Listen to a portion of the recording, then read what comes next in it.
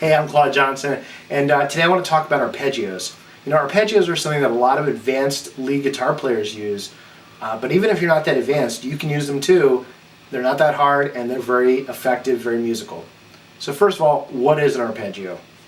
An arpeggio is the notes of a chord played separately. That's all it is. So for example, A major chord has the notes A, C sharp, and E. So if you play those one at a time, A, C sharp, E. That's all an arpeggio is. It's very simple, right?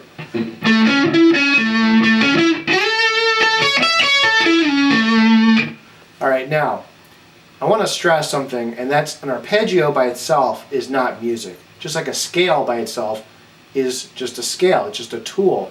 Same with an arpeggio. You can use arpeggios in a number of ways, such as, you can write licks, you can write riffs, parts of a song, and they're very useful to increase your musical vocabulary, improve your ear, and learn the fretboard. You can combine arpeggios with other arpeggios, and you can combine them with scales for a lot of different cool effects. Okay, so what can you do with arpeggios? Let me start you off with a simple exercise, which is simply to learn all the notes of a chord everywhere in the neck. So it's actually not that hard. Let's take A major, which has A, C sharp, and E. You can start, for example, on your second fret of the G string, which is your A. So the next note will be C sharp. You can play it either here, which is the same string but higher up the frets, or you play here, which is just basically a higher string. So let's say I played this. Now the next note of the chord is an E. Again, I can play it either higher up here, or I can just go to the next string. So as you learn that, you'll learn a lot about the fretboard. For example, if you take this shape, which is just the D, G, and B strings, and you use those three strings, you can go up the neck like this.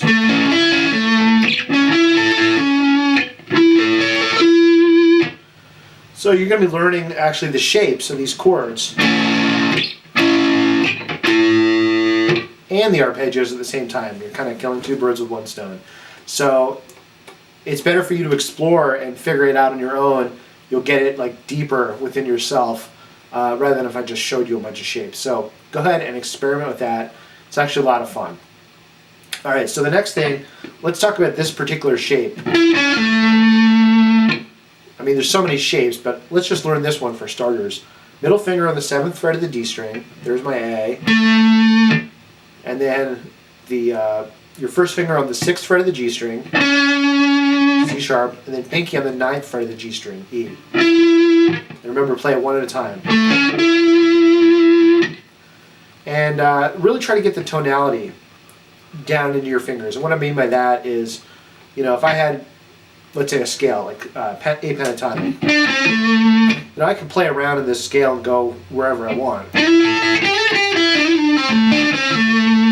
But my ear wants to land me back on that root.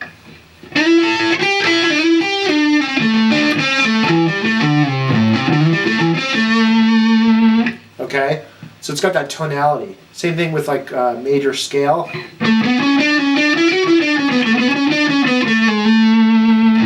It's got a certain sound to it that's tied to the root. With an arpeggio, it's the same thing. It's like think of it as almost like a 3-note scale.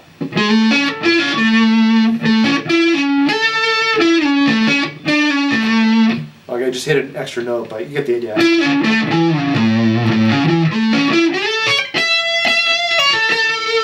So get that sound into your hands and fingers. Some real simple licks could be just like, okay, just straight up the arpeggio, 3 notes.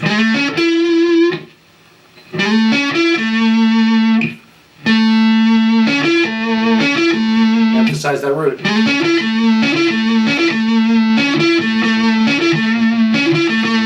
You can go down, back and forth.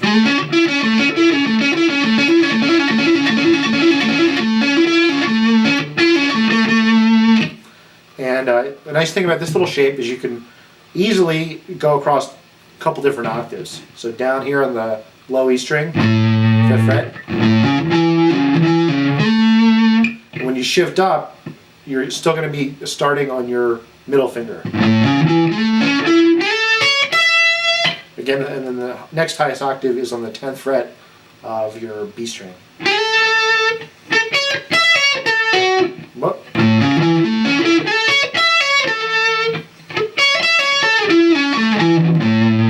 So you can play around with that and create your own licks.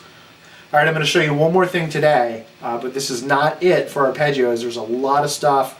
Hopefully, I'm going to show you a lot more lessons. We'll make a whole series about arpeggios. But just the last thing for today, I'll show you how to play this A major arpeggio across the whole neck. So we can go like this. Once again.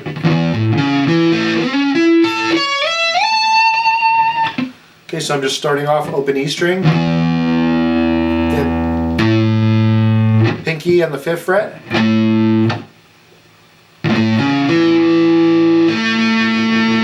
so then I play up the strings till I get to my G string, 2nd fret, then I switch to my middle finger and slide up to the 6th fret, and then I play this, 1st finger on the 5th fret, on the B and E, high E string. So far we have this. Pinky up to the 9th fret. This is the high E string.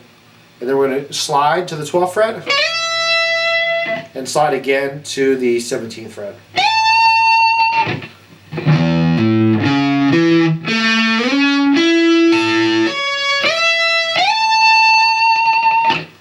Check the tabs if you're confused about that. Some of the lessons we'll do in the future are going to be combining different arpeggios together and combining them with scales, creating licks, all kinds of fun stuff. So that's all I got for today. Hope you enjoyed it. Catch you next time, and rock on.